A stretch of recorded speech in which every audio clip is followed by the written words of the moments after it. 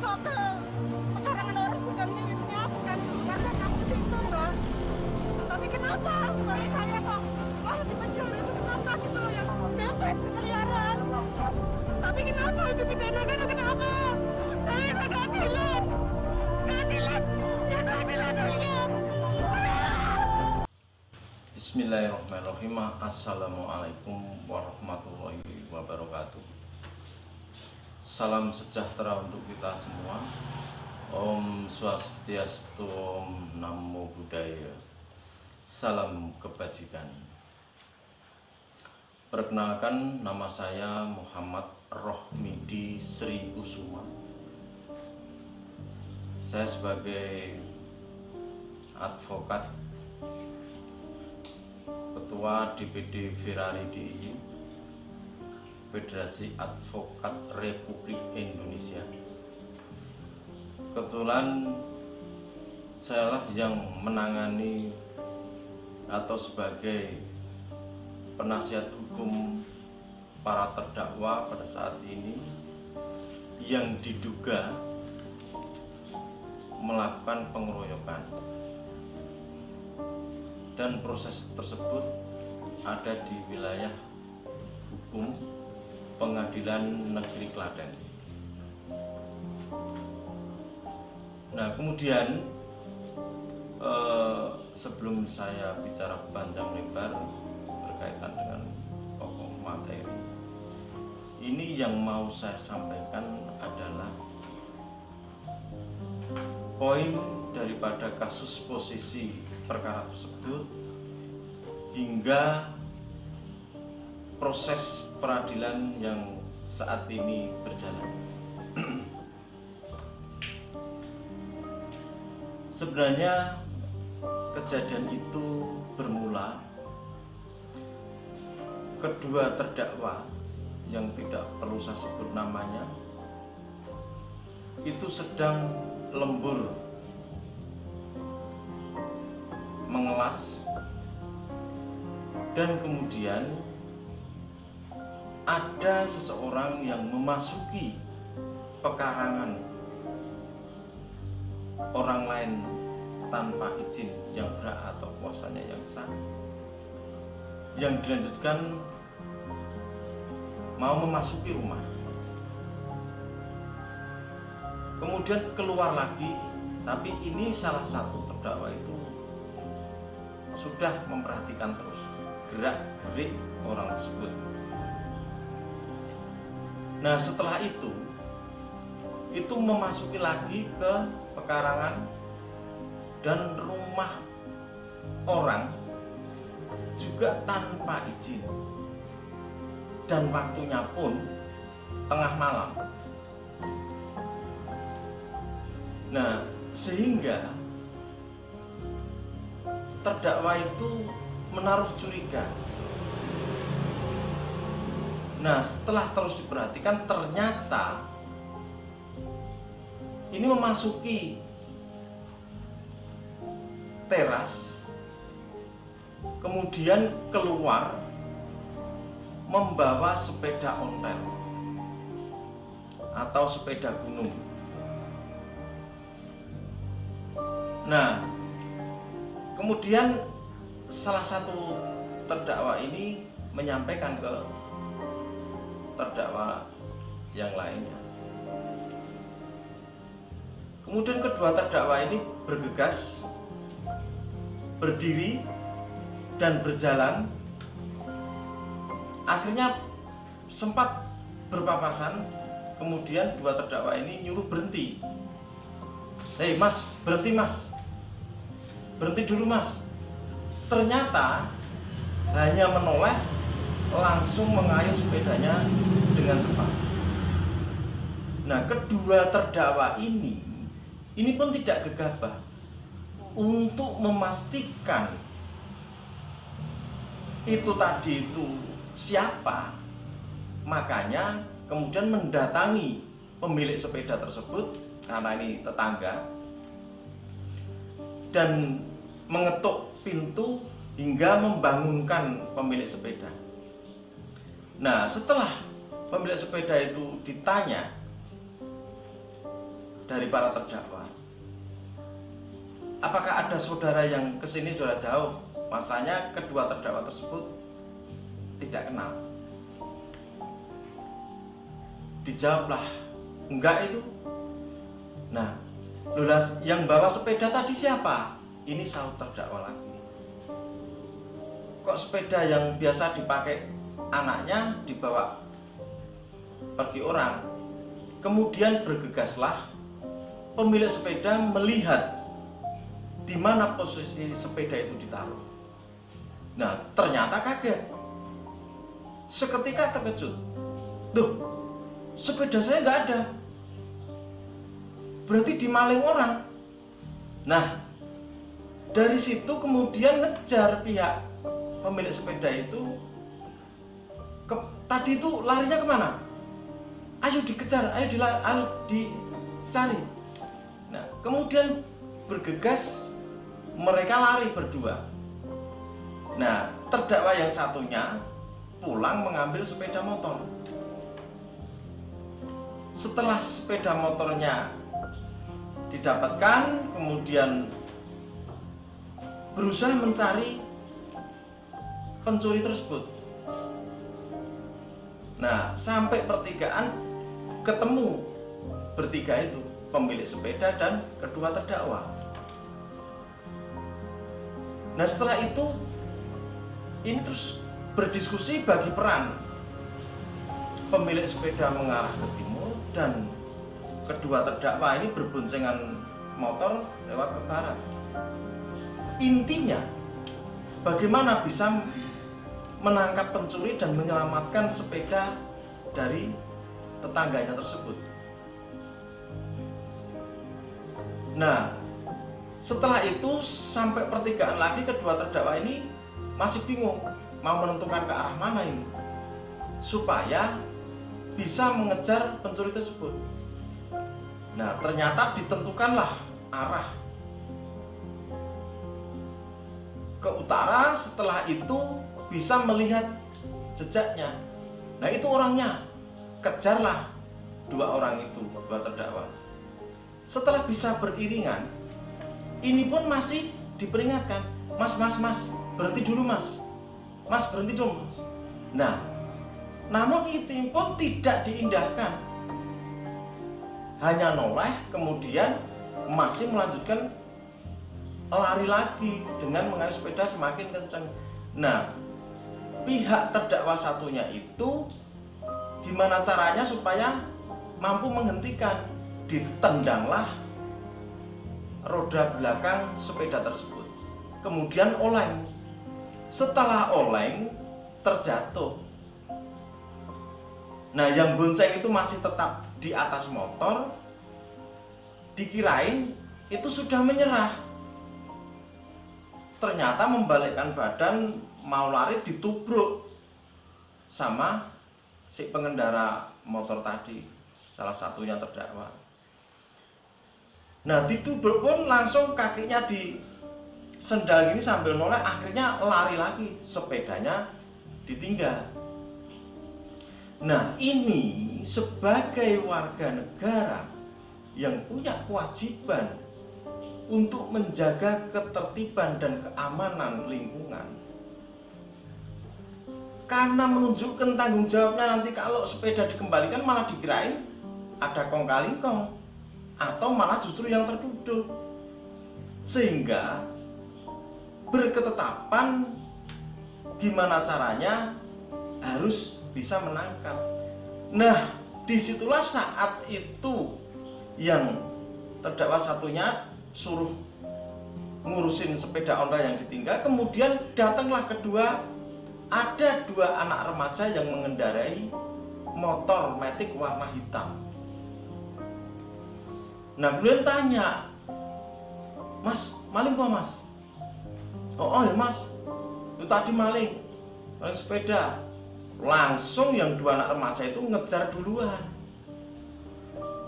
Nah, karena terdakwa satunya ngurusin sepeda Honda, yang satunya mau melanjutkan pengejaran, ini sudah melihat yang membonceng itu sudah mulai mukul, akhirnya bisa berhenti di pertigaan yang ada tongnya. Disitulah ya dipukuli. Nah, begitu terdakwa yang satu mengendarai motor tadi sampai di lokasi, yang dua remaja ini langsung pergi. Nah, kemudian si pencurinya itu berjalan ke arah barat, kemudian dipapakanlah, dihalangkan motor si terdakwa satunya tadi. Setelah itu bisa dihalangi, belum distandarkan, pencuri tersebut sudah melambaikan tangan kanannya, akhirnya kena jidat. Jadi itu di samping berusaha melari, itu juga berusaha melawan. Nah, disitulah langsung bisa menyetandarkan motor, langsung menyekap leher. Dan ini hanya berjalan kurang dari 2 menit. Jadi menyekap itu maunya gimana caranya bisa menangkap dan diserahkan yang berwajib. Tapi si pencuri itu dengan tangan dua mendorong perut terus gitu, itu tadi pakai mundur. Datanglah seseorang, ternyata itu tetangga pencuri itu, gitu loh. Nah, itu memperingatkan, "Mas, jangan lepaskan, itu tetangga saya." Nah, terdakwa satunya itu bersikeras, urusan, saya nggak urusan, ini maling sepeda. Maunya tetap disekap, jangan sampai lari. Nah, kemudian yang kedua, ini langsung begitu nggak mau diberikan dengan kalimat pertama, kemudian kalimat dua, ini mendekati terdakwa sambil menarik kerah bajunya. "Lepaskan Mas, ini orang nggak kebak," bahasa Jawanya. Itu orang, katanya orang nggak waras, tapi ini katanya ya. Nah, kemudian dilepaskanlah itu. Nah, terdakwa yang satunya itu ngurusi sepeda. Nah, nusuk di lingkungan itu ya, tapi tidak begitu lama. Dia itu masih tahu dia menyekap, kemudian tetangga pencuri itu narik itu, terdakwa yang ngurusin sepeda ontel itu masih di situ, tapi nggak dekat, tetap berada di atas sepeda ontel itu. Soalnya apa? Dia ngamankan sepedanya. Nah, dari situlah kemudian tetangga itu dengan kalimat, "Kamu ngambil sepeda tadi di mana? Ayo dikembalikan." Jadi bahasa nasionalnya seperti itu. Nah, kemudian sepeda yang dibawa terdakwa satunya itu diserahkan pencurinya lagi untuk dikembalikan. Kemudian motor yang dibawa terdakwa yang mengejar itu yang membawa terdakwa yang tadinya mengamankan sepeda. Itu yang maksudnya mengawal agar sampai rumah pemilik sepeda. Itulah bentuk tanggung jawab kedua warga Getasan tersebut. Ya. Nah, setelah itu barulah berdatangan orang. Jadi kok kemudian ada orang di situ sebelumnya, itu salah dan itu merekayasa. Karena apa? Ini semua sudah terungkap di persidangan. Ya. Jadi memang terdakwa satunya itu tidak memukul tapi menyekap dengan tangan dua agar tidak lepas. Kemudian terdakwa yang mengurusi sepeda itu nyentuh pun tidak. Ini yang perlu kita jadikan supaya jadikan catatan kita bersama. Nah, setelah berada orang-orang yang mendekat, kemudian sudah terdakwa yang tadinya ngejar itu ditanya, "Loh, rumahnya mana Mas?" Kemudian singkatnya sana. Nah, ini kemudian terdakwa yang tadi ngejar diantarlah pulang ke rumah, kembali ke bengkelnya lagi.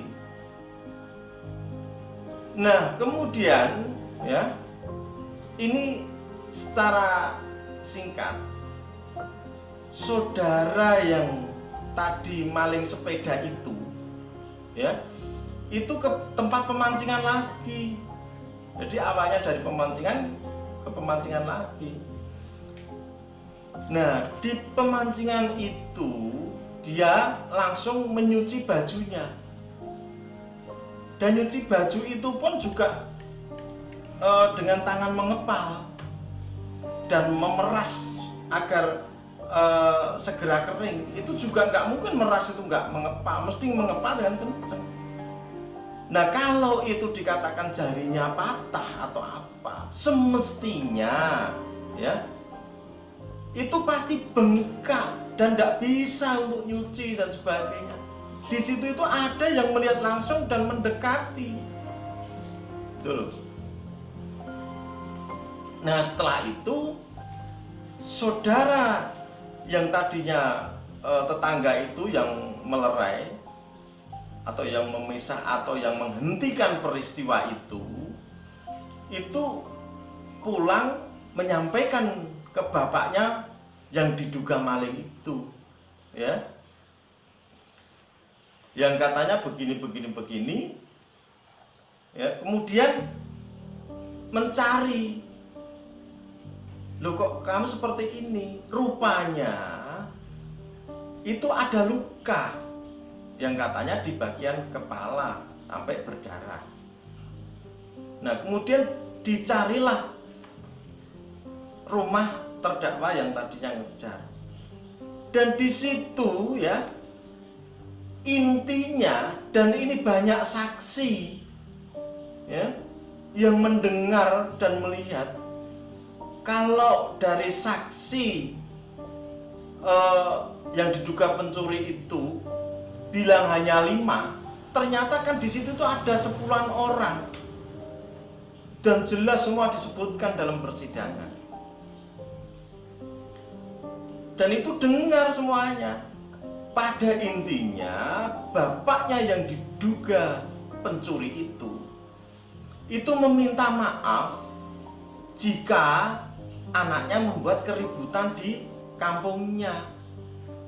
Jadi jangan sampai hal tersebut diputarbalikkan fakta itu, sehingga membangun sebuah opini ya seakan-akan kedua terdakwa itulah yang melakukan pemukulan secara bersama-sama di tempat umum.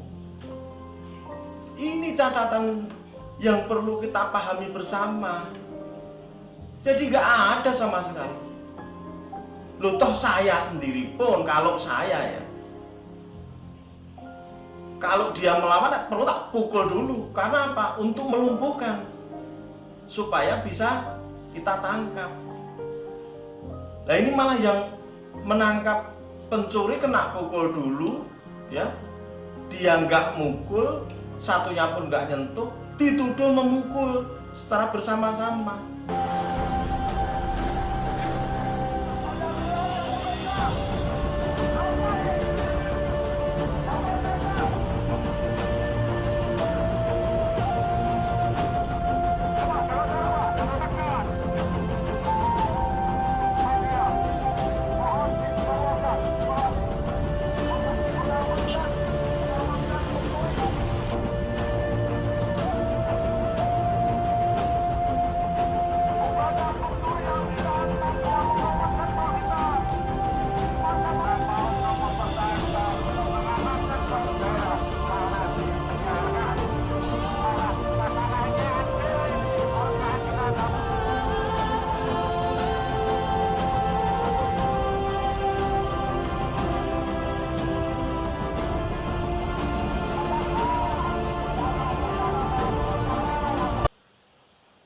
Ini saya jadi prihatin sekali, dan semoga ini bukan menjadi presiden buruk dalam putusan pengadilan nanti.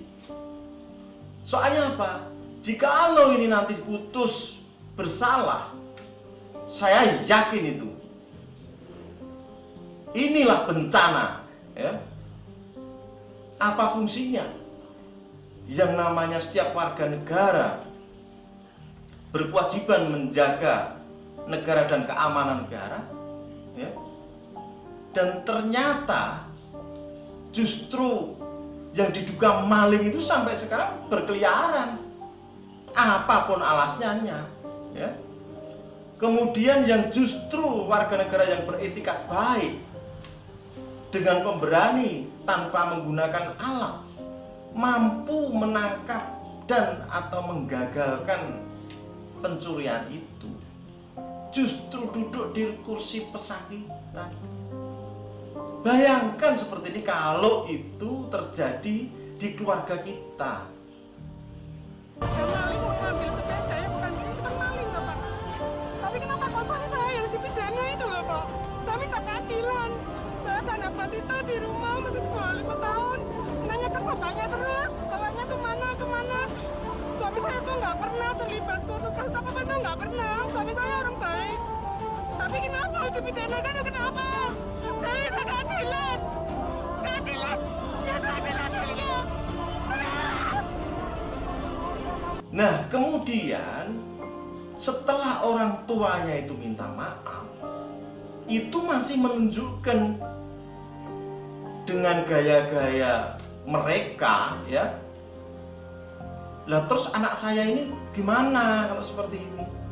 Nah, maksudnya terdakwa itu ini karena iba, karena kasihan saja.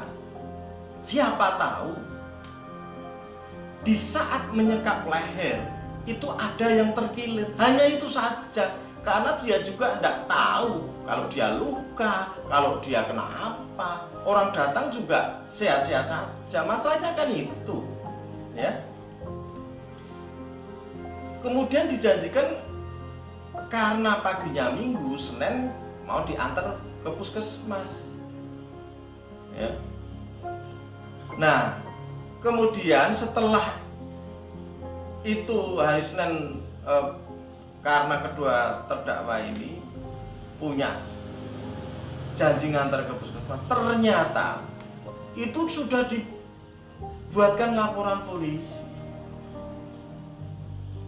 Nah, inilah yang lebih aneh lagi, justru membuat saya sebagai penegak hukum dan juga punya fungsi kontrol, merasa sedih, prihatin, ya. Bahkan tidak hanya saya yang prihatin, saya rasa semua masyarakat se-Indonesia pasti prihatin menyimak, melihat, memperhatikan kejadian seperti yang ada di Klaten ini. Nah, dalam pemeriksaan sebenarnya kedua terdakwa ini sudah cerita panjang lebar sebagaimana kejadian yang aslinya. Dan kejadian ini jangan salah, ada dua saksi yang benar-benar melihat. Satu, ya, inisial I, yang itu kebetulan rumahnya dekat kejadian. Dan yang satunya, ini orang yang berjualan juga ada di dekat situ. Jangan dianggap ini gak ada saksi yang melihat atau saksi kunci, ya. Nah, setelah itu para terdakwa itu ketika masih dalam proses lidik dan idik, ya, dua orang remaja yang memukul itu sebenarnya sudah disampaikan. Tuh sekarang kenapa, ya, di saat lidik dan penyidikan dua orang remaja itu tidak dicari dan dimintai keterangan? Ini persoalan, ya. Kemudian dua orang saksi ini bahkan sudah diantar di hadapan penyidik, sudah disampaikan, menunggu juga sampai sore. Ternyata hasilnya juga serupulan. Silahkan semuanya menilai kalau seperti ini kejadian dengan kasus posisi seperti ini? Bagaimana orang mau bicara dan menanggapi dan berpendapat? Sudah berapa lama di sana? Ini posisi istri apa? Hamil berapa bulan, Mbak? Berarti tuntutannya, pengennya? Bapaknya dibebaskan biar cari nafkah untuk anaknya. Ini anak pertama atau? Anak ketiga. Ya, terus selama ini 1 bulan di kejaksaan terus gimana, Mbak? Ya nanti kan tetangga ngasih makan. Ada tetangga yang iba. Saya sama tahu. Oh iya. Pekerjaannya apa, Mbak? Nggak kerja. Terus anak di rumah. Kalau suami? Suami serabutan. Rambutan ya. Jadi menurut batin saya, ini sudah kejahatan kemanusiaan karena hubungannya dengan nasib, ya. Nasib kedua terdakwa sekaligus keluarganya. Karena yang menjadi catatan saya, keprihatinan saya, ya, kedua terdakwa itu tidak melakukan pemukulan, bahkan yang satu nyentuh pun tidak dari awal itu. Sedangkan yang memukulin jelas dilihat orang, ada beberapa orang yang lihat termasuk pedagang dan tetangga itu melihat, itu disebutkan dalam BAP, kenapa juga enggak dicari dan diperiksa. Nah, selanjutnya, ya, masalah ini itu sampai menggantung hampir 2 tahun, bayangkan itu. Ini apa enggak melanggar asas peradilan? Bagaimana asas peradilan yang katanya sederhana, cepat, dan biaya murah? Jangan dianggap asas peradilan itu merupakan slogan semata. Seharusnya kita semua, khususnya penegak hukum,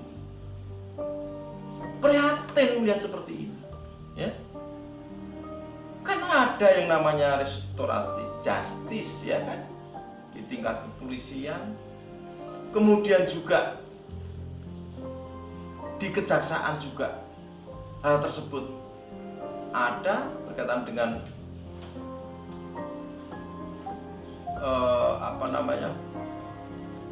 perja. Nah, ini maksud saya, marilah kita berpikir secara jernih. Gunakan dalam penegakan hukum itu dengan hati nurani.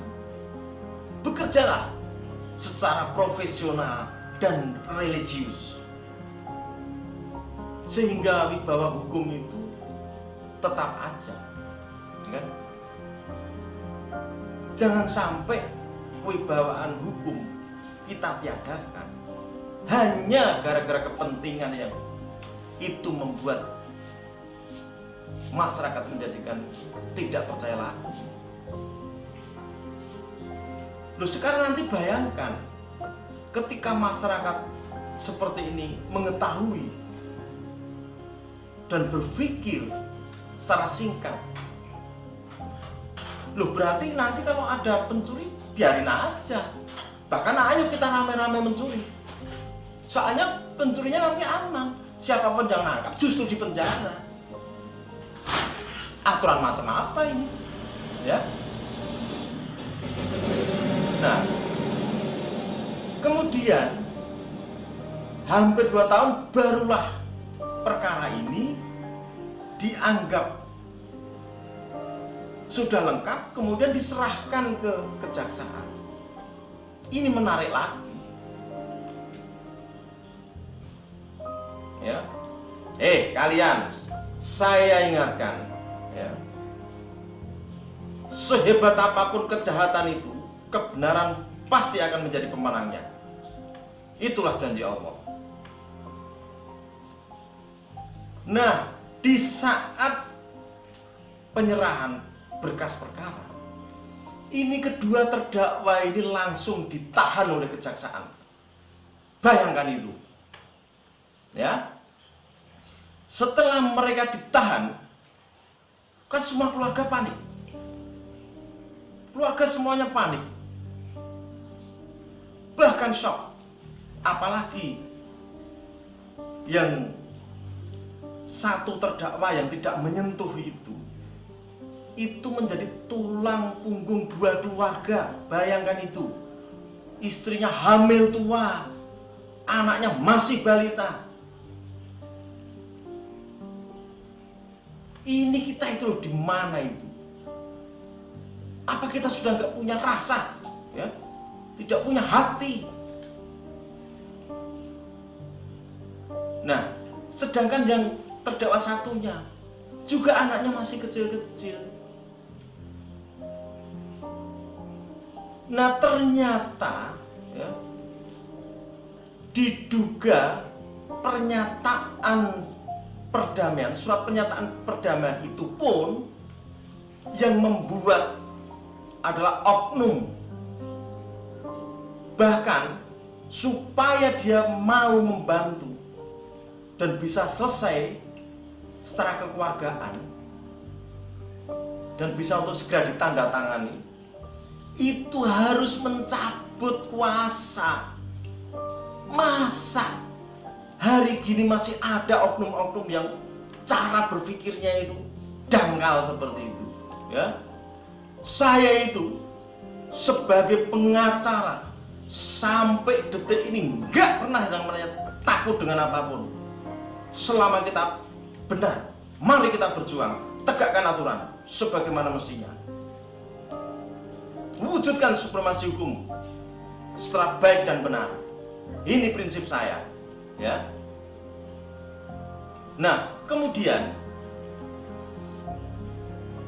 setelah surat pernyataan damai itu jadi, ternyata di situ itu klausulnya jelas, seakan-akan kedua terdakwa itu adalah pelaku pengeroyokan.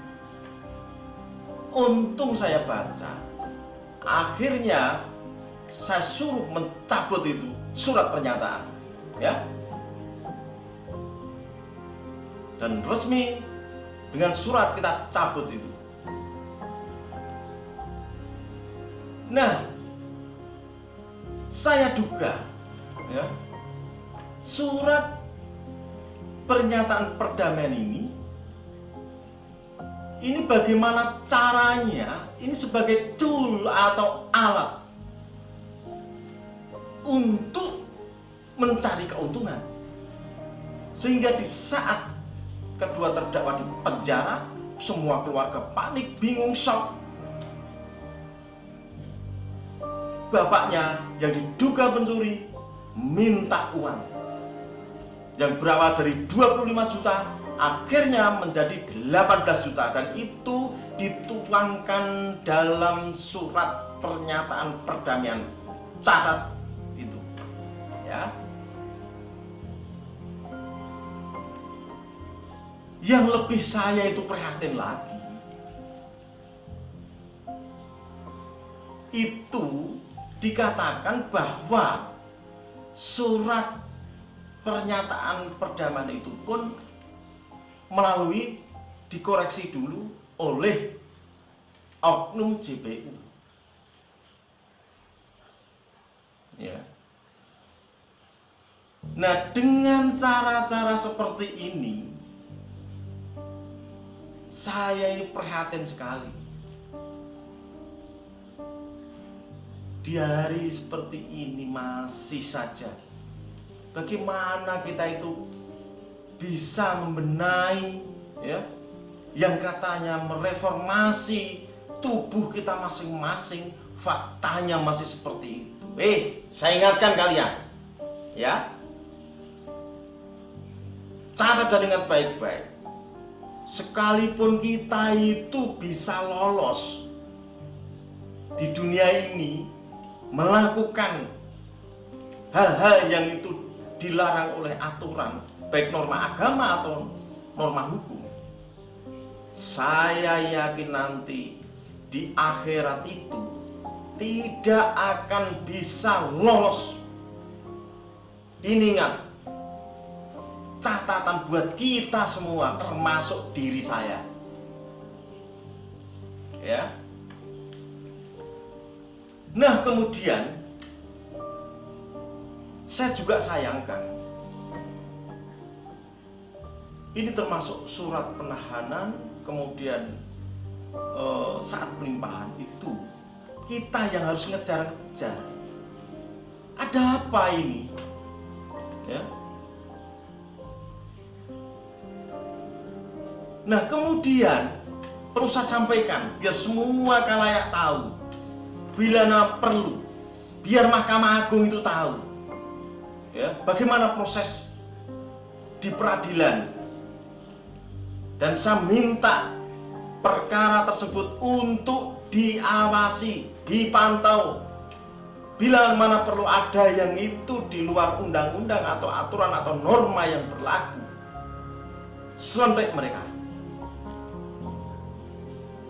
Begitu juga saya pun kalau salah, kalau saya melanggar undang-undang, silakan proses saya, ya.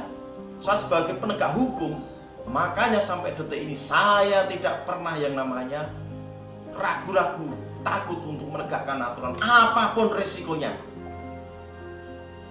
Karena apa? Kekuatan saya hanya satu, Allah. Ya. Ini yang harus kita perlu kembangkan, perlu kita sampaikan ke semua penegak hukum. Jangan menegakkan aturan dengan cara yang bisik-bisik dan sebagainya. Silahkan membangun koordinasi komunikasi, tapi dengan hal yang positif. Ya. Saya sepakat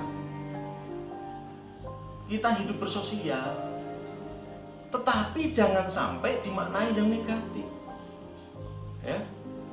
Kalau memang you berani, kalau memang you itu punya kemampuan, transformasikan untuk membantu orang. Ya. Karena apa?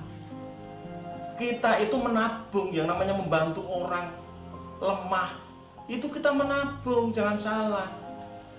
Jangan kalau orang mampu atau orang bisa berlaku jahat, punya segala yang diinginkan, kemudian hidupnya pada siapa-siapa pun menganggap kita itu remeh dan sebagainya, silakan. Tetapi begitu berhadapan dengan saya, rawe-rawe rantas, malang-malang putung, yang namanya kepastian hukum yang berkeadilan secara berkelanjutan harus terwujud. Titik. Dan ini menarik lagi ketika ada dalam persidangan.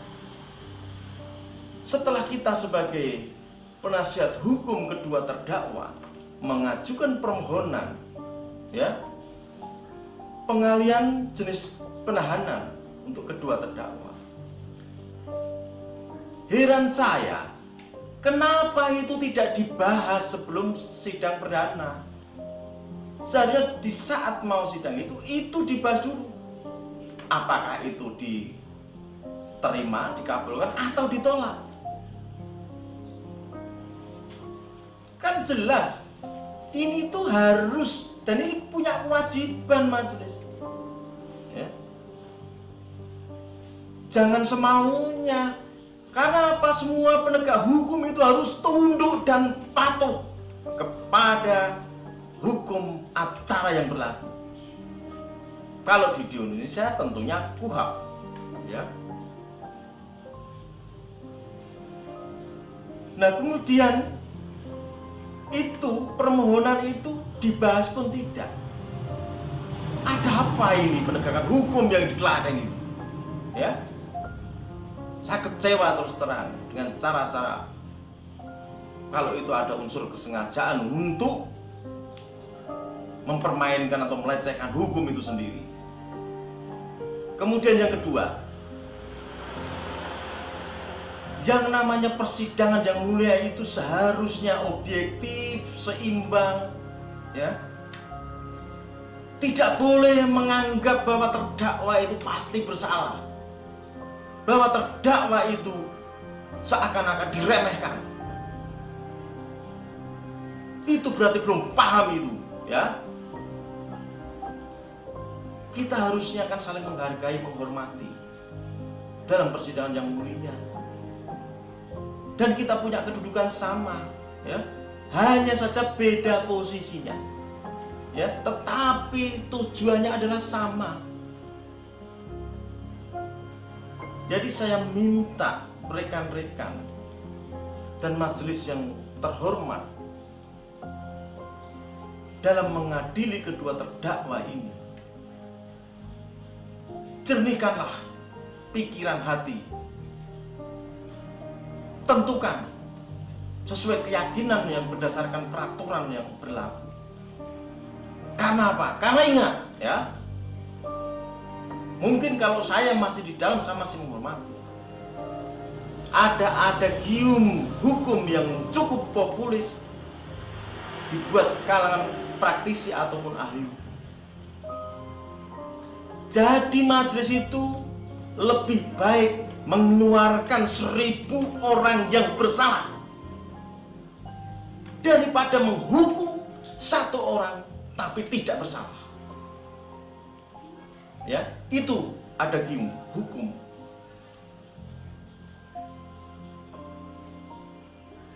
Nah, kemudian setelah saudara JPU membacakan dakwaan, karena kedua klien saya, kedua terdakwa merasa keberatan, saya sebagai penasihat hukum mengajukan eksepsi. Nah, jikalau JPU itu merasa keberatan dengan eksepsi saya, tentunya JPU menanggapi. Tetapi hal mana jikalau terdakwa pun berkeberatan, ini memang hak kita untuk menanggapi apa yang menjadi tanggapan saudara rekan jaksa. Harusnya seperti itu, artinya dalam proses persidangan itu dijaga objektivitas dan keseimbangan guna mencari kebenaran material, karena ini hukum pidana. Catat itu. Ya. Nah, kemudian dalam persidangan itu, ini karena sidang sudah berjalan, sudah pembuktian, bahkan sudah sidang yang ke-12 kalau nggak salah. Jadi besok mulai duplik dari terdakwa atau penasihat hukumnya. Nah, di situ menarik. Karena yang bisa melihat itu hanya 1 orang. Itu pun sebenarnya hanya berapa detik atau menit, yang jelas kurang dari 2 menit. Kemudian selesai dan pulang masing-masing. Tetapi ini mencoba untuk didramatisir, ya. Katanya 2 kali pemukulan. Tadi tahap pertama dipukuli, lari, pukuli lagi, dan yang memukuli katanya justru malah terdakwa satunya yang sebenarnya itu menyentuh pun tidak. Nah, dari sini itu sudah sangat terlihat sekali. Dan kedua saksi yang dihadirkan oleh rekan jaksa itu begitu diperagakan sama. Menarik kan? Sama. Tangan kiri pegang kerah baju, tangan kanan mengepal mukul muka. Ya. Kemudian yang satunya, ya, yang dikatanya orang berebutan khusus atau itu yang diduga pencurinya itu, ngomong dan juga menerangkan, pegang dengan tangan kiri dan tangan kanan mengepal mukul muka. Loh, pertanyaan saya, kemudian siapa yang mukul kepala belakang ya kan? Kalau kedua terdakwa itu seperti itu, kemudian juga yang nguntir jari seperti yang disampaikan oleh JPU itu siapa?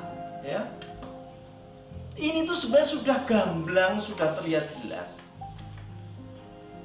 Makanya dengan adanya menghilangkan, karena sudah disebutkan dalam BAP, jangan salah, saya bicara itu karena ada, ya, 2 remaja yang disampaikan di BAP juga enggak dicari dan diperiksa, kemudian 2 saksi yang mengetahui peristiwa itu dihadirkan juga enggak diperiksa,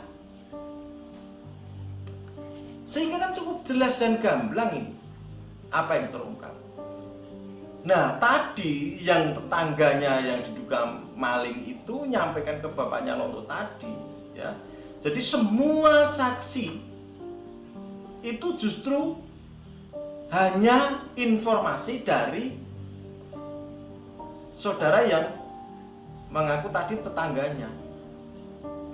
Dan itu pun bilang kalau datangnya itu berdua pakai kendaraan. Lah mana yang satunya?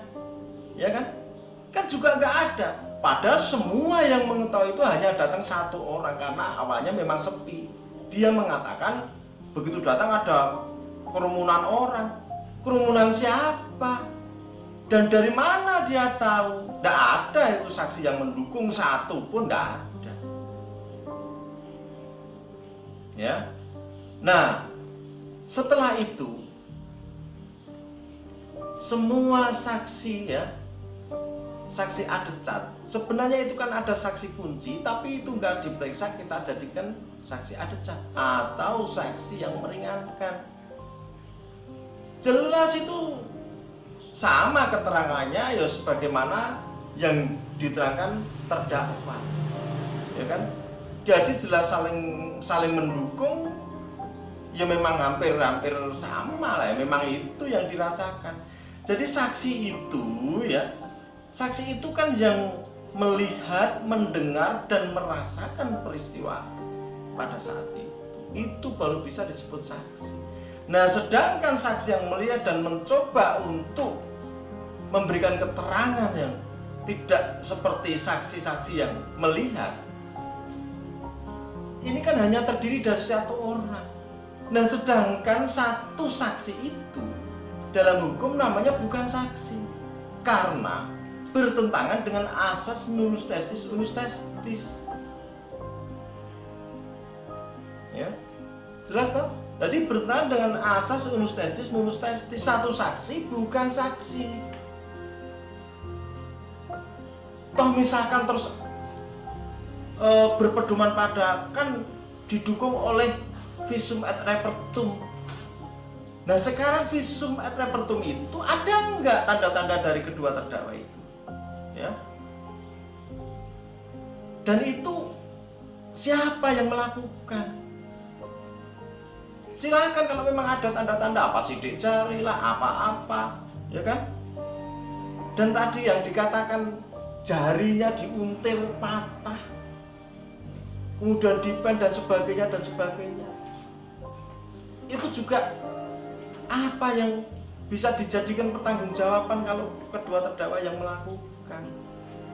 Jadi itu kan hanya didukung, ya. Sedangkan saksi-saksi ini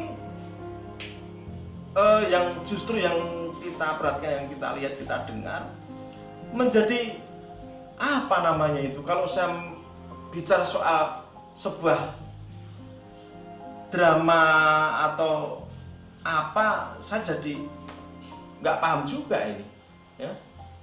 Dan ini silakan, ini semua pihak dengar, semua pihak tahu, ya. Dan siap semua saksi-saksi kita yang belum kita hadirkan itu sebenarnya masih ada. Dan kita punya recording, jangan salah. Nah, kemudian yang diduga pencuri tadi itu pun diakukan, ya. Ini beda-beda. Diakukan kalau itu orang berkebutuhan khusus.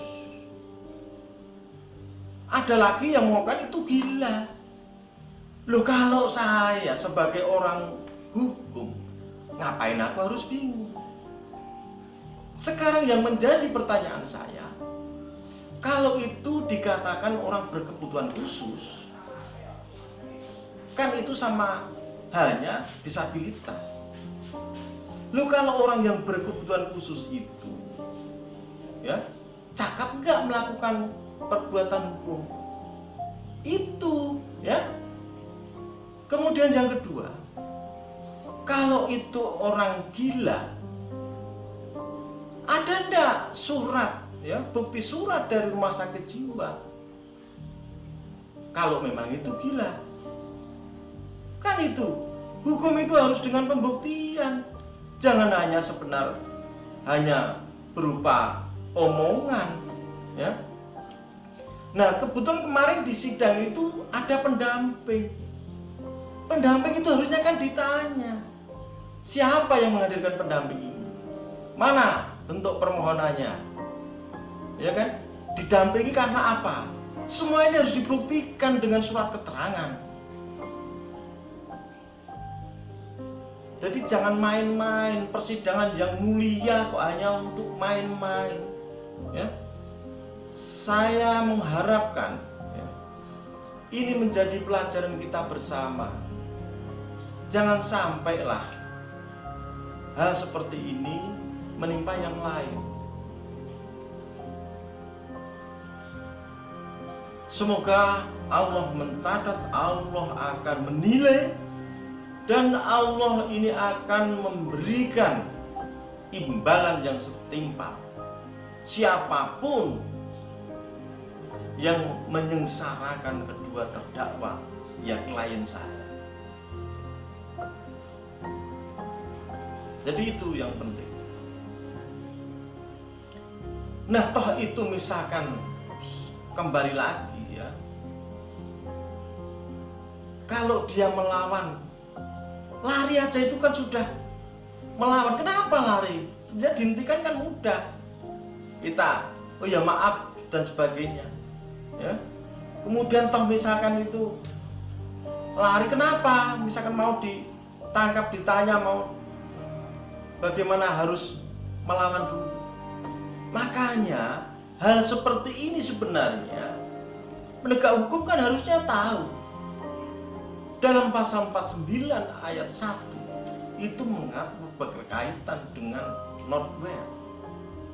Yang ayat 2 not where excess.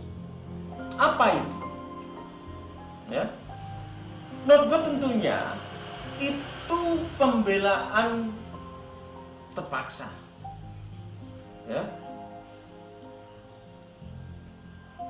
Kemudian apa yang ada dalam pernyataan pasal itu, ayat itu, ya.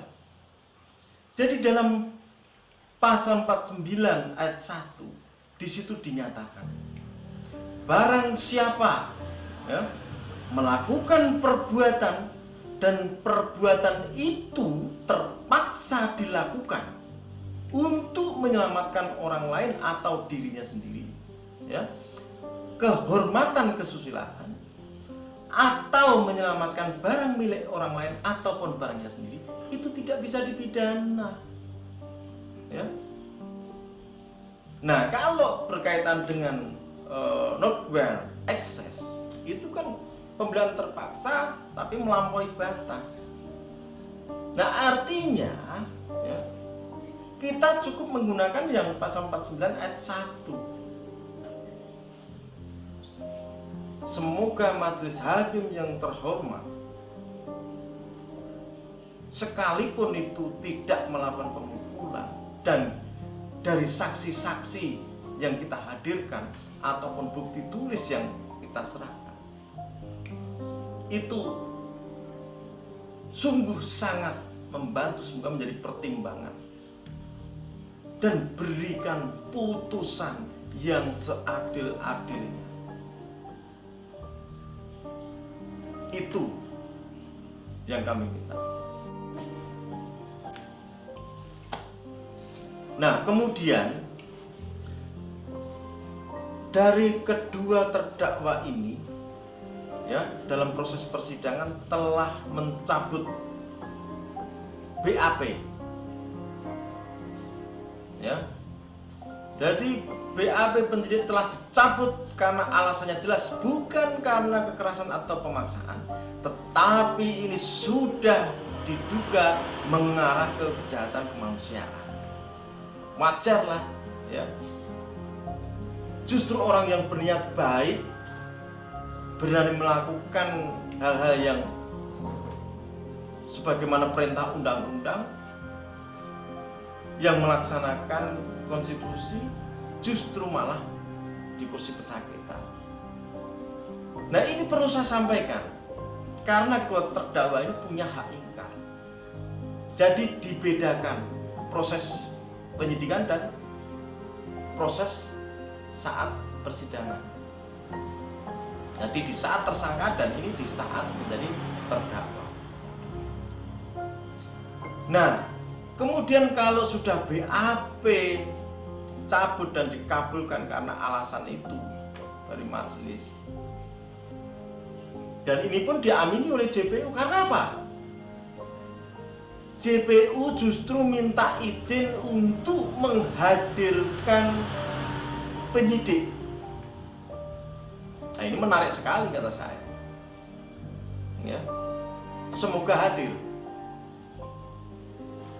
Nah, dan ini dikabulkan juga oleh majelis hakim. Dan majelis hakim ketika mengetahui hal tersebut, sebenarnya sempat terharu pada saat itu.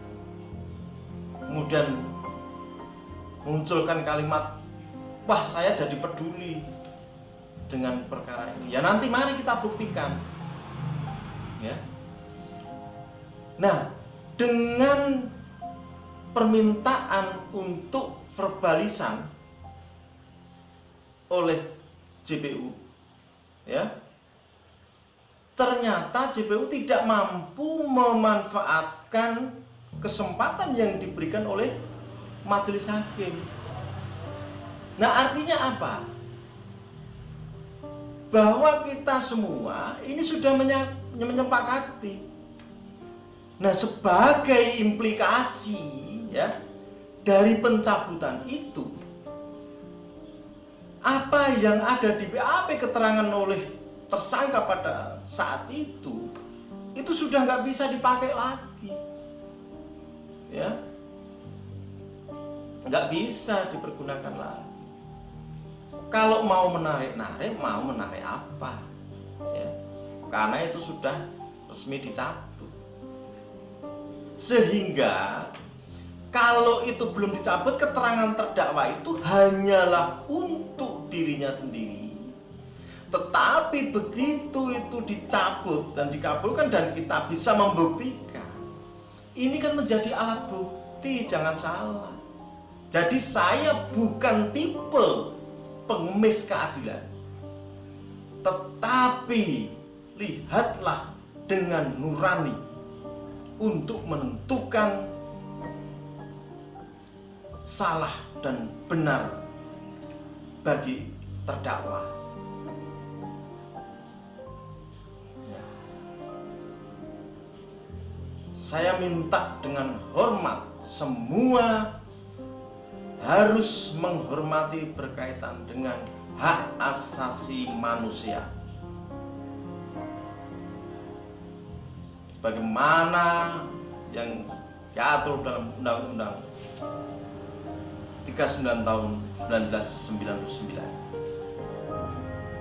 Nah, inilah, semoga Allah melindungi para terdakwa dan keluarganya, termasuk saya sebagai penasihat hukumnya. Semoga begitu. Amin. Kami kira itu yang bisa saya sampaikan. Kurang lebihnya mohon maaf. Akhir kalam. Wassalamualaikum warahmatullahi wabarakatuh. Om Santi Santi Santi. Matur nuwun. Ini semua disetting rekayasa. Saya punya balita. Saya sangat tidak. Mungkin saya bisa tegar, tapi kalau untuk anak saya yang balita menanyakan Bapak, kenapa pulangnya lama? Karena memang yang paling kecil ini sangat dekat sekali dengan bapaknya. Saya tidak bisa berkata apa-apa. Saya cuma bilang, Bapak sedang kerja dek, belum pulang. Nanti Bapak cepat pulang kok. Harapan saya, pokoknya suami saya harus dibebaskan tanpa syarat. Tak bersalah karena memang tidak bersalah.